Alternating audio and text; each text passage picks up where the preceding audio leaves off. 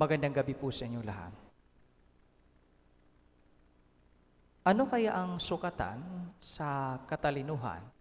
Ibig ko mong sabihin, kailan natin masasabi na ang isang tao ay talagang marunong, matalino? Pag nag-aral po ba sa UST, gaya ni Father Knox, matalino na. Pag cum laude po ba, assurance na po ba yun na matalino ang isang tao?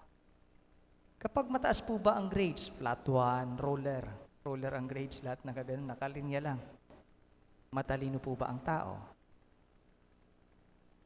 Well, may professor po ako na Espanyol, na ang pangalan ay si Father Fausto Gomez. Sabi po niya, knowledge is not knowledge unless you practice it. Unless you practice it. Nang ibig sabihin, ang matalinong tao ay hindi lang po, ang sukatan po ng katalinuhan ay hindi lang po kung anong nasa loob ng isipan natin, kundi basihan din po ang execution. Ang execution. At alam po ninyo, knowledge plus experience, anong kalalabasan? Well, para sa akin, ang kalalabasan, knowledge plus experience, ibig sabihin execution, is wisdom. Wisdom. Malaki pong pagkakaiba ng taong may karanasan, tapos walang karanasan, tapos mag-uutos. Halimbawa, ang pagbubuhat ng 5 sako na bigas. Pag nag-utos po ang taong alam niya kung gaano kabigat, nabuhat niya ang 1 sako, alam niya ngayon ang sukat kung hanggang saan ang lakas, yung minimum o maximum. So pag 5 sako yan, siguro 2, pagod na yan. Alam mo. Pero kung ang isang tao ay mag-utos na walang karanasan, sabihin mo, buhatin mo 20 na sako. Kasi di niya naman alam kung gaano kabigat yon, walang karanasan.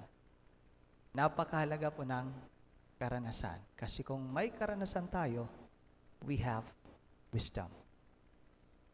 At sa buhay ni Jesus, ayon po sa gospel, di ba, sinama niya ang mga disipulo. Hindi niya lang po tinuruan sila, sinama niya para meron silang maranasan, para matuto sila. Kaya nga po yung mga schools, yung mga schools, meron silang tinatawag na OJT program para may karanasan. Para pag nagtrabaho, ganito pala yun. And we call it wisdom.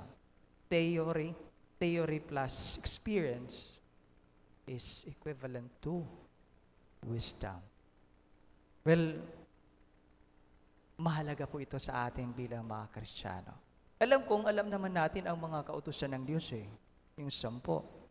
Pero di ko po alam kung na-execute natin ng maayos. Di ba?